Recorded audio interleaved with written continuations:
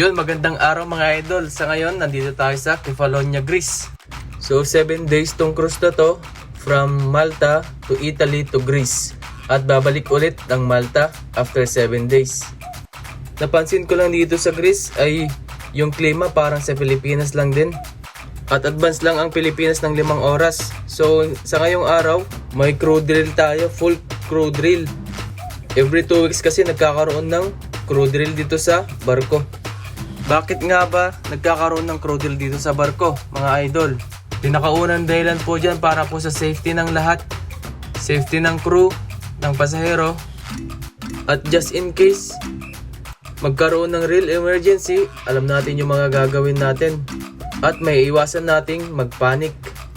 Ano-ano nga ba yung ginagawa pag may full crew drill? Yun yung pag-uusapan natin sa susunod mga idol. Kaya abangan ninyo yung next video natin sa full crew drill kung ano-ano yung mga ginagawa. So yun lamang mga idol. Sana nagustuhan nyo itong video na ito. Pa-share na rin po ako, pa-like at pa-follow na rin po. Maraming salamat. God bless po sa ating lahat.